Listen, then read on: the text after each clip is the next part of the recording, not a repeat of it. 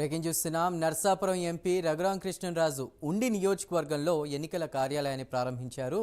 నియోజకవర్గంలోని పెదమరంలో ఆయన నూతన కార్యాలయాన్ని ప్రారంభించారు. మరో 2 రోజుల్లో ఎక్కడి నుంచి పోటీ చేసేది చెప్తానని కూడా ఆయన నిన్న ప్రకటించారు. ఇవాళ ఉండిలో ఆయన కార్యాలయం ప్రారంభించడంతో దాదాపు ఆ టికెట్ ఫైనల్ అయినట్టు తెలుస్తోంది. ఇవాళ ఉదయమే ఆయన నిరాడంబరంగా కార్యాలయాన్ని ప్రారంభించారు. మరోవైపు మంతెన రఘురామన్ మారుస్తున్నారన్న ప్రచారంతో స్థానిక టీడీపీ నేతలు కార్యకర్తలు రాజీనామాలు చేస్తున్నారు.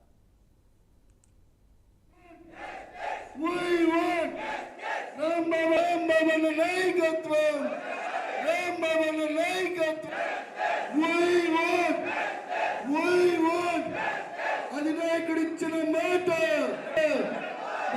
తప్పితే రామరాజన్న నాయకత్వం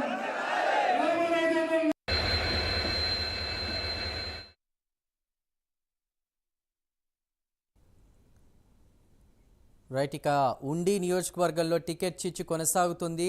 రఘురామను పక్కన పెట్టినట్టుగా వస్తున్న వార్తల నేపథ్యంలో కూడా ప్రస్తుతం టీడీపీ నేతలందరూ కూడా రాజీనామాలు చేస్తున్నటువంటి పరిస్థితి. ఇప్పటికే రఘురామకృష్ణరాజు నిరాడంబరంగా టీడీపీ కార్యాలయాన్ని కూడా అక్కడ ప్రారంభించారు. సో దీనిపై ఉన్న ప్రస్తుత అప్డేట్స్ అందించడానికి మా ప్రతినిధి రాంబాబు సిద్ధంగా ఉన్నారు. రాంబాబు. Thank you Chandu.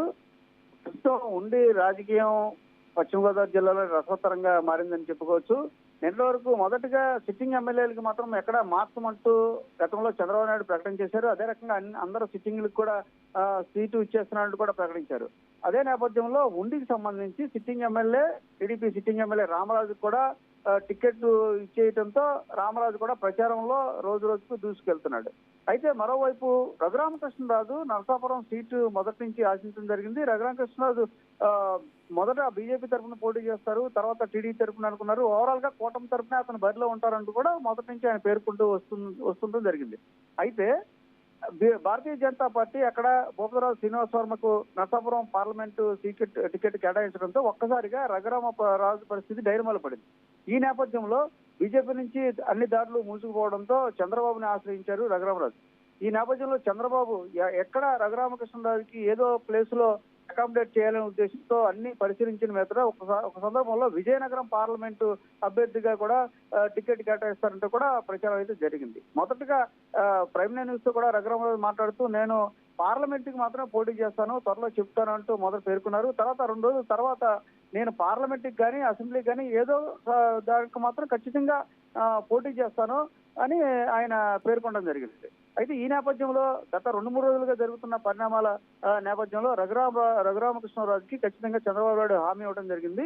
ఈ నేపథ్యంలో ఉండి సిట్టింగ్ ఎమ్మెల్యేగా ఉన్న రామరాజుకి టికెట్ లేదనే సంకేతాలు బయటకు వచ్చాయి. ఈ నేపథ్యంలో రామరాజుకి అనుచరులందరూ కూడా పెద్ద ఎత్తున నినాదాలు అదే రకంగా ధర్నాలు చేస్తున్న పరిస్థితి. ఇప్పుడు కొద్దిసేపటి క్రితం రామరాజు అనుచరులు ఉండి నియోజకవర్గంలో అనేక పార్టీ పదవులకి తమకున్న పదవులకన్నీ కూడా రాజీనామాలు సమర్పించి అధినేతకు పంపించడం జరిగింది.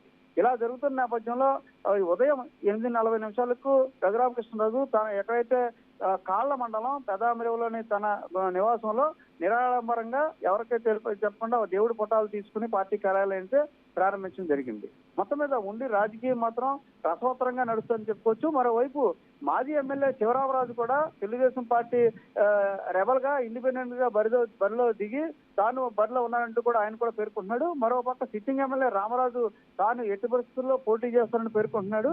మరోవైపు రఘురామరాజు ఉదయమే పార్టీ కార్యాలయాన్ని ప్రారంభించారు. టికెట్ అయితే అనధికారికంగా అనౌన్స్ అయినప్పుడు కూడా అధికారికంగా ఇంకా ప్రకటించాల్సి ఉంది. మొత్తం మీద ఉండి రాజకీయం అనేది పశ్చిమ గోదావరి జిల్లా రాజకీయాల్లో రసవత్తరంగా మారిందని కూడా చెప్పుకోవచ్చు. Right Rambabu, thank you.